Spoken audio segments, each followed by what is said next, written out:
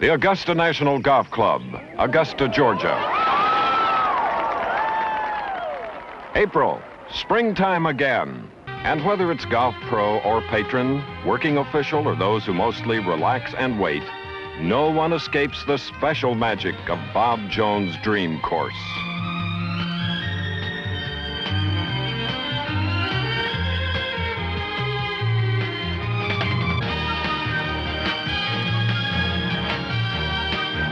Of all the elements that set this marvelous spectacle apart, perhaps the single most important is continuity, stability. In a word, tradition. Traditionally, for example, the Masters is opened each year by distinguished senior champions.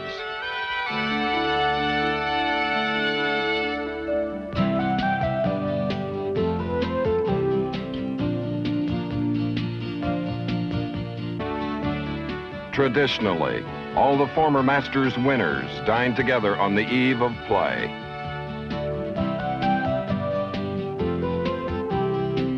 Traditionally, the amateur invitees are paired with the big-name professionals, top billing going always to the defender and the amateur champion, on this occasion, Nathaniel Crosby.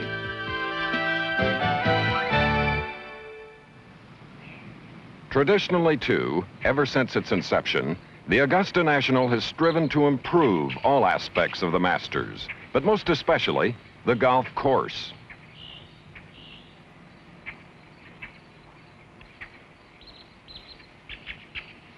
In the past year, the club has finally solved a challenging problem at number 12 with an automatic heating system installed beneath the green.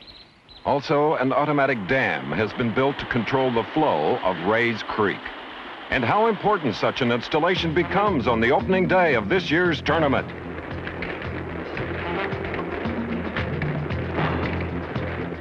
Pelting rain plus gusting wind and seemingly Arctic temperatures make just watching golf, let alone trying to play it, extremely difficult. By late afternoon, flooding greens force first postponement, then suspension of play for the day. The 36 golfers still on the course mark their balls and head gratefully for the clubhouse. Assuming a let-up in the weather, they will complete round one beginning at 7:30 the next morning. The entire field will then start the second round 4 hours later.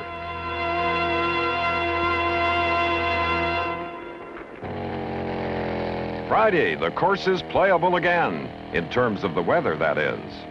Some of the contestants have been arguing differently all week about the playability of these now 2-year-old bent grass greens.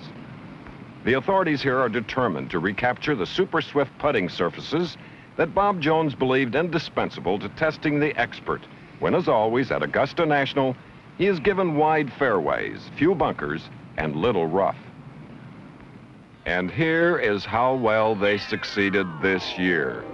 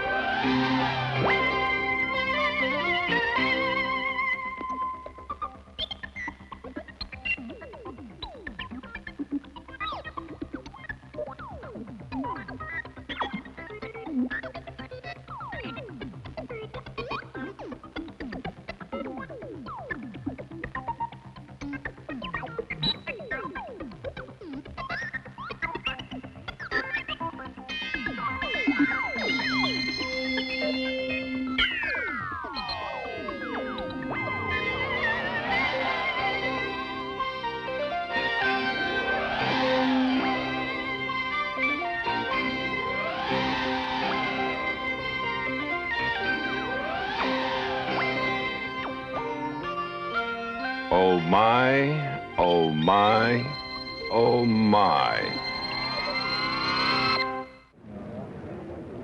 At Augusta, red numbers indicate under par scores, green numerals even or above par. For 2 days, the combination of bad weather and polished glass putting surfaces has made the leaderboards oceans of green. Jack Nicklaus, 5 times champion here, posts a painful 5 over par 77 after a magnificent opening 69. Defender Tom Watson, struggling with his driver, shoots the same Nicklaus scores in reverse. Co-holder of the Masters 72-hole scoring record, Raymond Floyd, also shows a green 2 at the halfway stage.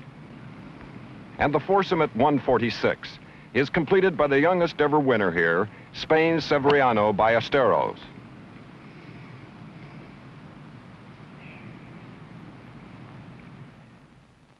Saturday, round 3, and with easier pin positions and a rising temperature, finally comes some lasting red. And here's the man who will close the day with the biggest share of it, Craig Stadler. At this moment, approaching number 9, he's 1 over par for the tournament. 5 iron.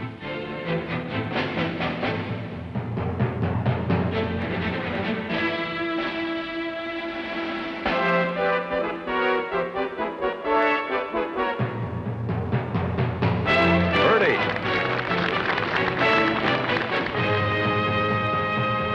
Number 12, 8 iron.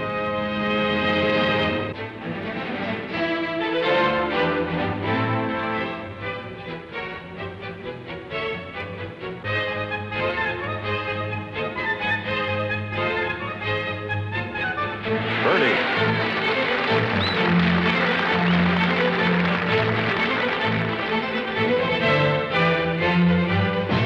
Number 16, 6 iron.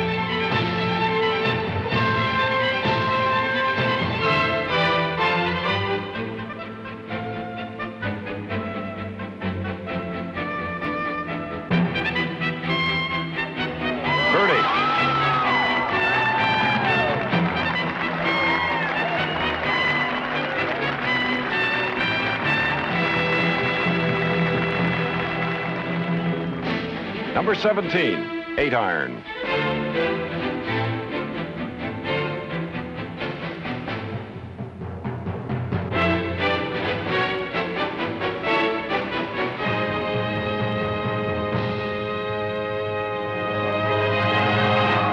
Birdie.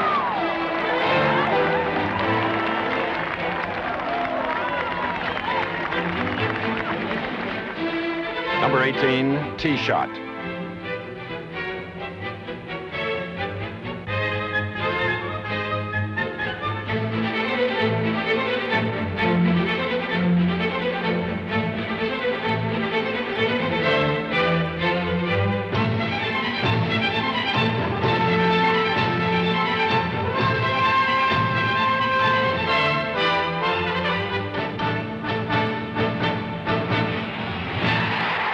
Once again, birdie.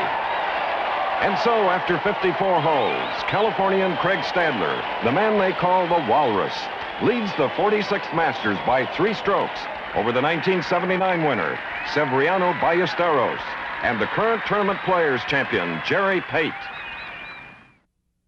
Sunday, 4th and final round, and Stadler prepares to hit to number 2 with a 5 iron off an enormous drive. He started with a routine par.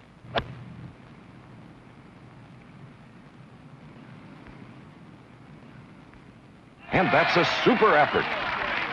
Craig will have what's left for an eagle. His game still looks solid as a rock at this stage.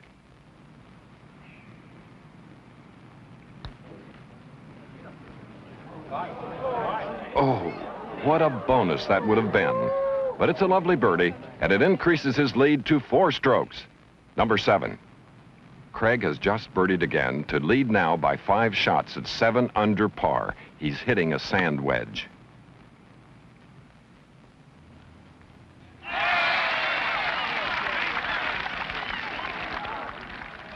Stadler here is just 15 feet away from another birdie.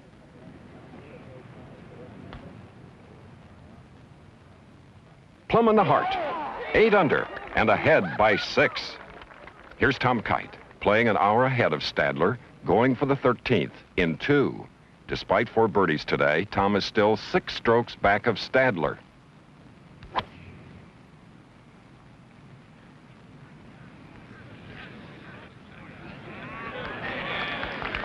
That's safe, but hits a cab right away from the hole, at least 50 or 60 feet.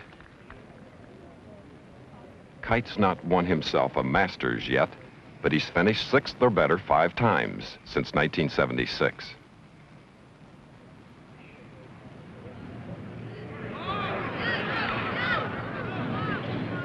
For birdie to go 3 under par and become Craig Stadler's closest pursuer.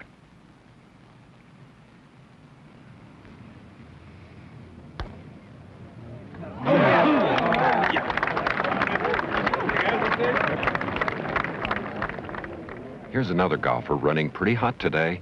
Dan Pohl has gotten himself from 1 over to 2 under par playing number 12.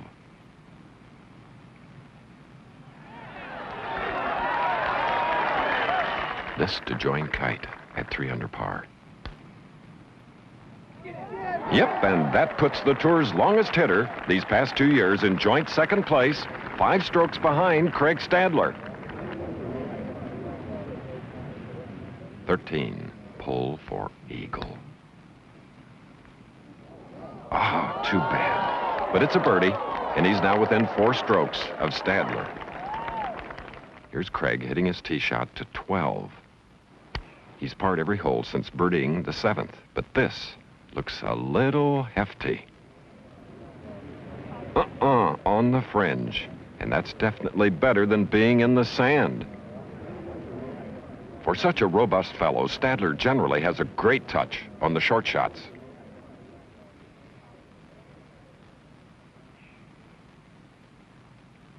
He's elected to chip.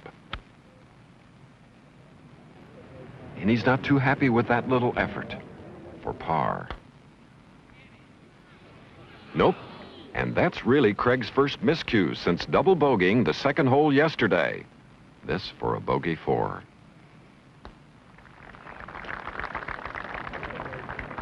Well, one can understand his feelings, but he's still riding on a pretty comfortable cushion with a 3-stroke lead over Pohl and no one else making any kind of a run at him. Craig's hit just about the perfect tee shot at number 13. That's a 4-iron, so he's obviously not laying up.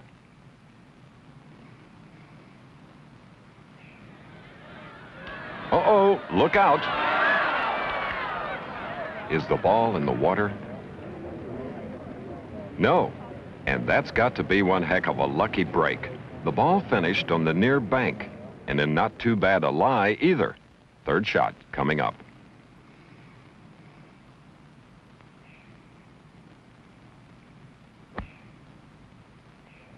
And there's a pretty little pitch shot from 12 feet for birdie. Not quite, but he should take the par 5 and run after that approach shot. Pohl to 16. He bogeyed 14 and parred 15.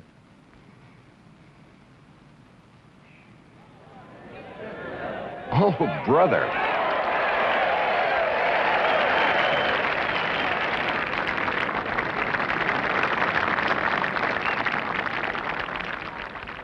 For birdie to go 4 under again.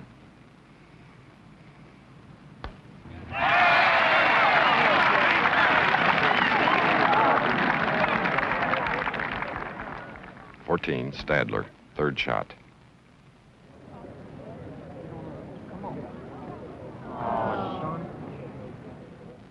This for par. No, sir. And that little episode suddenly brings Mr. Danny Joe Pohl within 2 shots of this gentleman. Suddenly, this isn't quite the frolic in the lagoon for the Walrus that many people anticipated after his spectacular performance yesterday. Pohl to 18. He's still 4 under, still 2 back of Stadler after a solid par at 17.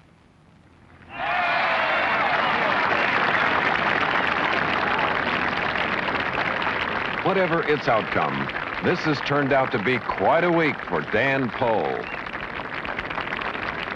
For birdie to get within 1 shot of Craig Stadler.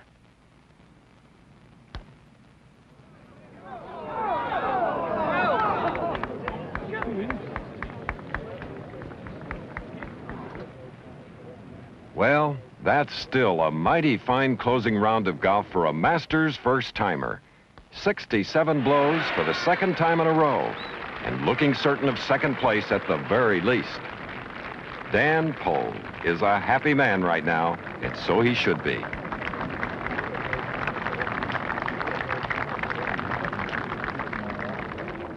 Meanwhile, back at the par 5 15th, here's the leader about to play his third stroke. With 2 bogeys, plus a potential disaster in the last 3 holes, you just know Stadler's aching for a birdie here to stop the bleeding.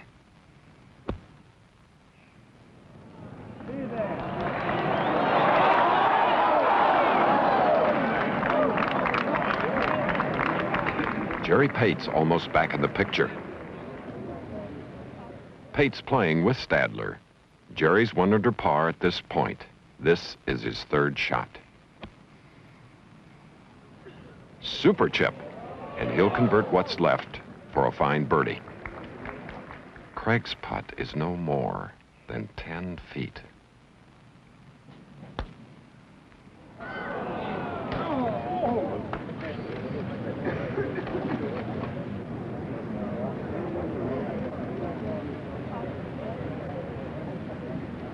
Pate to 16.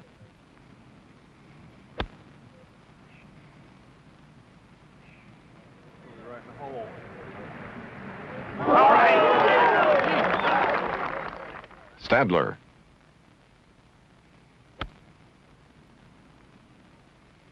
And it looks just a hair too far right.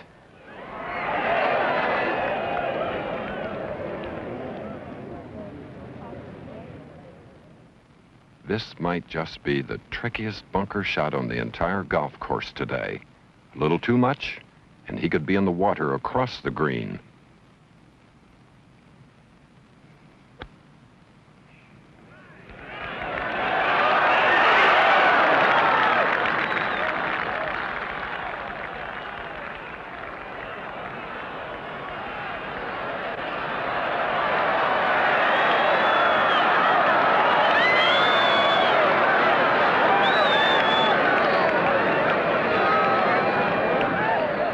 Unbelievable.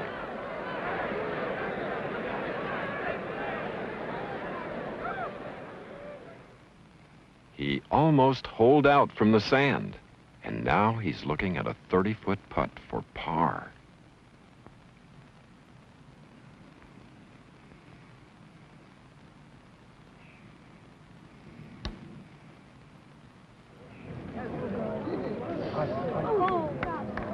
Pate for birdie and a 2-stroke swing. If he makes it, he can still think about a green jacket.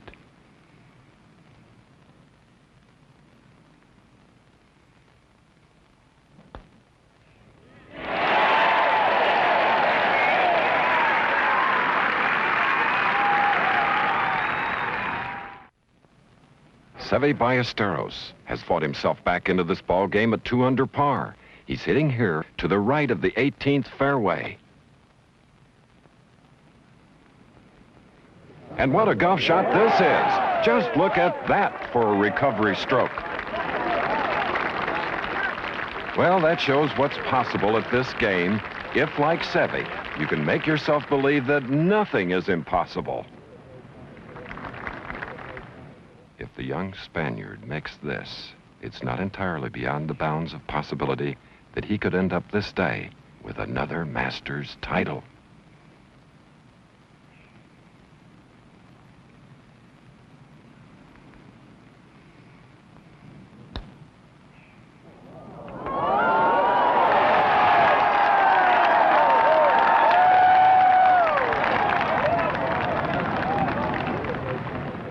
Stadler to 18. With a par at 17, he's still 1 shot ahead of Pohl. Another par here, and a new name goes on the Masters honor roll.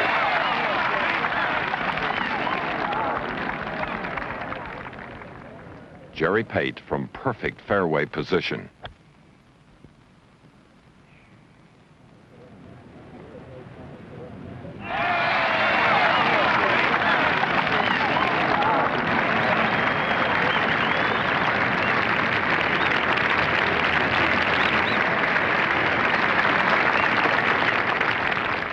Craig Stadler, now only 30 feet away from his first major championship.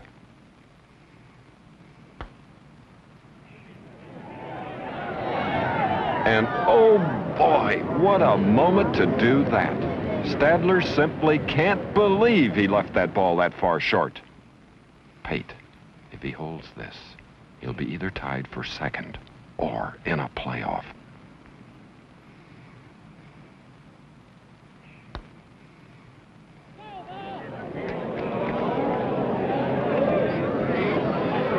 And now, from about 7 feet, for a green jacket, and for so much more.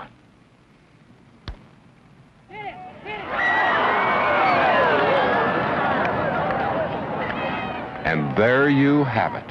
Such is golf. A few small twists of fortune, and away in 7 holes goes a once seemingly invincible 6-stroke lead. 40 blows, the infamous inward 9 at Augusta National, costs Craig Stadler on what once seemed so surely just a stroll in the park. And suddenly, it's playoff time, starting immediately at number 10.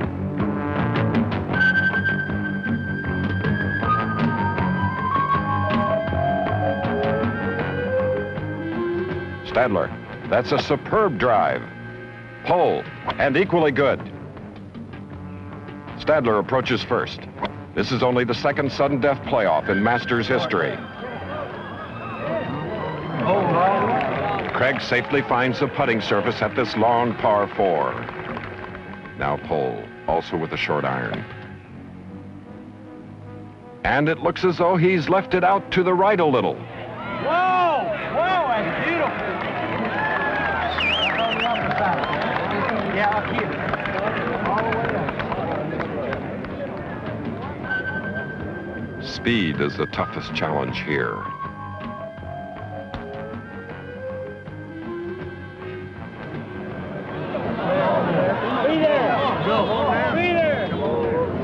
Nice play. Great play. Now Stadler.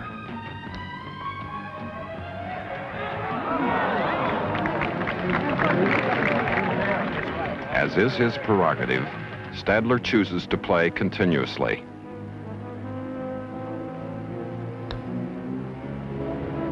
Now Pole, and it's down the road for young Danny Joe, if this one doesn't drop.